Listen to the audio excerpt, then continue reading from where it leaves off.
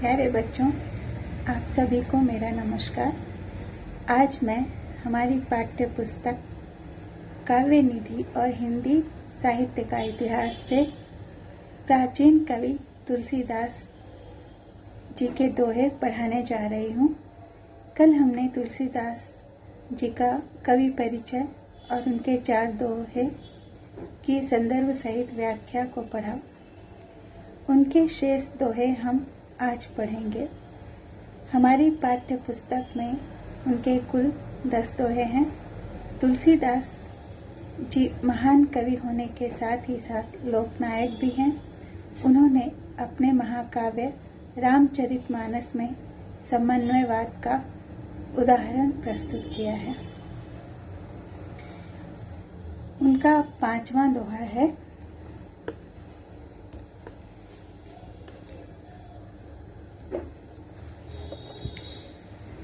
बरसत हरसत लोग सब करसत लखै न कोय, तुलसी प्रजा सुभागते भूप भानु सो होय। ये जो है उनका 5वां दोहा है। इसका प्रसंग इस प्रकार है। प्रस्तुत दोहा हमारी पाठ्य पुस्तक काव्य निधि और हिंदी साहित्य का इतिहास के तुलसीदास के दोहे नामक पाठ से लिया गया है। इस दोहे के रचयिता प्रसिद्ध कवि तुलसीदास जी हैं। इसका संदर्भ इस प्रकार है। इस दोहे में उन्होंने राजा और प्रजा के संबंधों के बारे में बताया है। वे कहते हैं कि राजा को न्यायप्रिय होना चाहिए और सूर्य के समान होना चाहिए। इसका भावार्थ इस प्रकार है। कवि तुलसीदास जी इस दोहे में कह रहे हैं कि अक्सर देखा गया है कि राजा लोग अपनी प्रजा को सुखी और प्रसन्न रखने के लिए बहुत ही बढ़ चढ़कर बड़ी बड़ी बातें करते हैं, किंतु उनकी कथनी और करनी में बहुत ही अंतर होता है। वे लोग जैसा कहते हैं वैसा करते नहीं। प्रजा के साथ न्याय करने वाला, उसे सुख सुविधा देने वाला और प्रजा को प्रसन्न रखने वाला राजा बड़े ही सौभाग्य से प्राप्त होता है और ऐसा राजा सूर्य के समान होता है। जैसे सूर्य बिना किसी भेदभाव के अपनी रोशनी सभी पर समान रूप से बिखेरता है, ठीक उसी प्रकार एक राजा अपनी प्रजा के लिए होना चाहिए विशेष। एक राजा को ऐसा होना चाहिए कि वह अपनी प्रजा से जो वादा करे और उसे जो वचन दे, उस वचन को वह पूरा करके दिखाए और अमीर गरीब का भेदभाव भुलाकर सबके साथ समान रूप से न्याय करे। तुलसीदास जी का 6ठा दोहा है, तुलसी असमय के सखा, धीरज धर्म विवेक, साहित्य साहस सत्यव्रत, राम भरोसे एक। इस दोहे का प्रसंग इस प्रकार है। प्रस्तुत दोहा हमारी पाठ्य पुस्तक काव्य निधि और हिंदी साहित्य का इतिहास के तुलसीदास के दोहे नामक पाठ से लिया गया है। इस दोहे के रचयिता प्रसिद्ध कवि तुलसीदास जी हैं। इसका संदर्भ इस प्रकार है। इस दोहे में कवि तुलसीदास जी कह रहे हैं कि धीरज अर्थात धैर्य, धर्म अर्थात धर्म और विवेक अर्थात ज्ञान अथवा भली बुरी बातों को सोचने समझने की शक्ति रखने वाला, यही तीनों गुण हमारे बुरे समय में साथी अर्थात मित्र होते हैं। इनके साथ ही साहित्य, सच्चाई, साहस अर्थात हिम्मत और ईश्वर पर अटूट विश्वास, ये सभी हमारे अर्थात मनुष्य के बुरे वक्त में बहुत ही काम आते हैं। यही उनके सच्चे मित्र होते हैं। दूसरा और कोई उनका मित्र नहीं होता। बुरे वक्त में सभी साथ छोड़ देते हैं। इसका भावार्थ इस प्रकार है।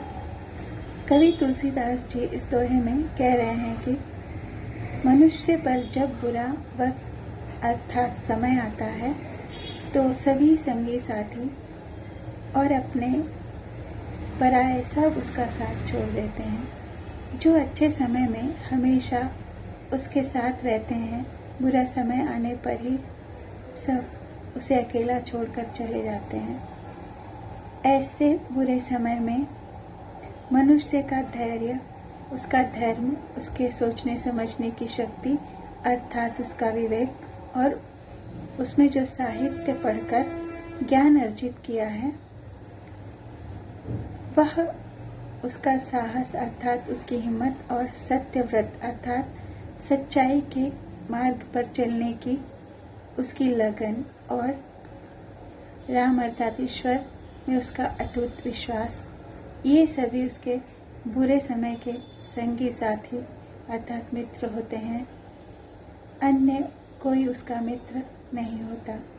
विशेष कवि के अनुसार मनुष्य को स्वयं पर और ईश्वर पर विश्वास करते हुए अच्छे कर्म करने चाहिए। सच्चाई का मार्ग कभी नहीं छोड़ना चाहिए। बुरे समय में बहुत सोच विचार कर ही कोई निर्णय लेना चाहिए। तुलसीदास का 60वां दोहा इस प्रकार है।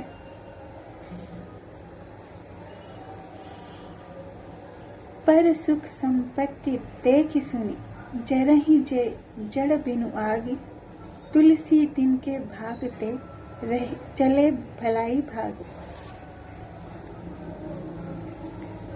इसका प्रसंग इस प्रकार है। प्रस्तुत दोहा हमारी पाठ्य पुस्तक काव्य निधि और हिंदी साहित्य का इतिहास के तुलसीदास के दोहे नामक पाठ से लिया गया है। इस दोहे के रचनाकार प्रसिद्ध कवि तुलसीदास जी हैं। इसका संदर्भ इस प्रकार है। तुलसीदास जी इस दोहे के माध्यम से ईर्ष्या और द्वेष की भावना ना रखने का संदेश दे रहे हैं, क्योंकि ऐसे व्यक्तियों से भलाई हमेशा दूर रहती है। इसका भावार्थ, इस दोहे में कवि तुलसीदास जी कह रहे हैं कि जो मनुष्य दूसरों की सुख संपत्ति देखकर ईर्ष्या करता है अर्थात जलन रखता है, ऐसे मनुष्यों का समूल नाश हो जाता है और वे जड़ से समाप्त हो जाते हैं। ऐसे लोग कभी किसी का भला नहीं सोच सकते, ना किसी के बारे में अच्छा सोच सकते हैं। ऐसे लोगों की भलाई से भी दूर रहते हैं। उनके रहते कभी कोई फल फूल नहीं पाता। ऐसे व्यक्ति का नष्ट हो जाना ही अच्छा होता है। इसी में सबकी भलाई है। विशेष हमें ईर्ष्यालु व्यक्तियों से बचकर रहना चाहिए, क्योंकि वे कब और कैसा घात लगाकर नुकसान पहुंचा दे, कुछ कहा नहीं जा सकता।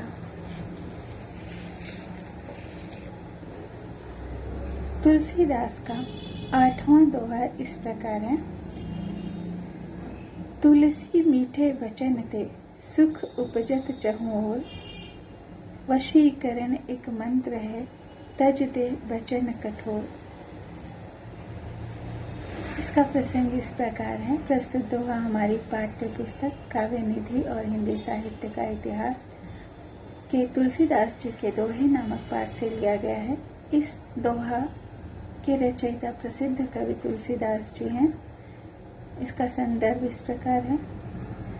इस दोहे में कवि हमें मीठी वाणी बोलने के लिए कह रहे हैं, क्योंकि मीठी वाणी से सभी को अपने वश में किया जा सकता है। इसका भावार्थ, इस दोहे में कवि तुलसीदास जी कह रहे हैं कि हमें हमेशा मीठी वाणी अर्थात मधुर वाणी बोलनी चाहिए, क्योंकि मीठे वचन से सुख फैलता है और लोगों के मन में शीतलता पहुंचती है। जो व्यक्ति मीठा बोलता है, लोग उसकी ओर स्वयं ही खींचे चले जाते हैं। मीठा वचन किसी को भी अपने वश में करने का मूल मंत्र है।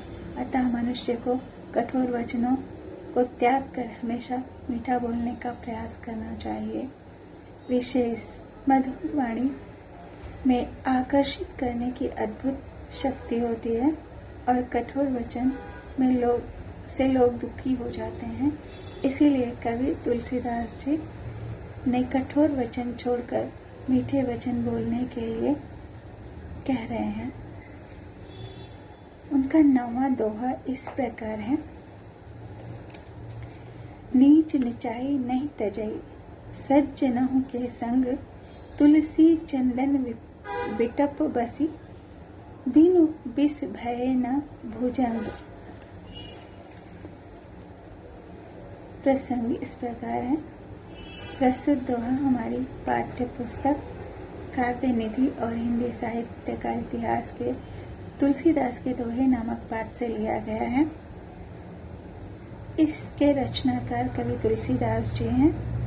संदर्भ, इस दोहे में कवि तुलसीदास जी कह रहे हैं कि बुरे लोग अर्थात नीच लोग अपनी बुराई कभी नहीं छोड़ते, चाहे वे कितने ही सज्जन पुरुषों के साथ क्यों ना रहें। इसका भावार्थ, इस दोहे में कवि तुलसीदास जी कह रहे हैं कि बुरे लोग अर्थात नीच लोग अच्छे और महापुरुषों के साथ में रहकर भी बुरा ही करते हैं। उदाहरण के लिए सांप को चंदन के वृक्ष का उदाहरण देते हुए कवि कहते हैं कि जिस प्रकार सांप चंदन के वृक्ष से लिपटकर भी अपने विष का त्याग नहीं करता, ठीक उसी प्रकार बुरे लोग भी अपने अच्छे लोगों के साथ रहकर भी अपनी बुराई को नहीं छोड़ते। विशेष, चंदन का वृक्ष शीतल होता है जो कि महानता का प्रतीक है और सांप विष के कारण बुराई का प्रतीक है। चंदन अपनी शीतलता से लोगों को प्रसन्न करता है, जबकि सांप लोगों को डसकर हानि पहुंचाता है। सांप चंदन के वृक्ष से लिपट कर भी उसका शीतलता का गुण ग्रहण नहीं करता।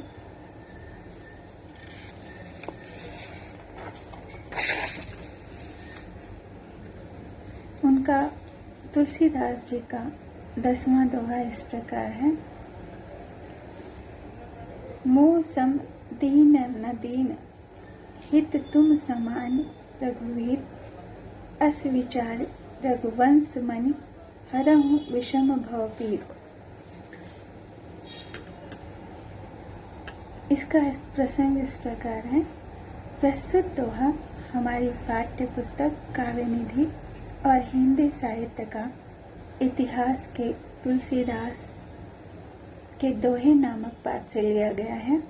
यह दोहा प्रसिद्ध कवि तुलसीदास जी द्वारा रचित है। इसका संदर्भ इस प्रकार है।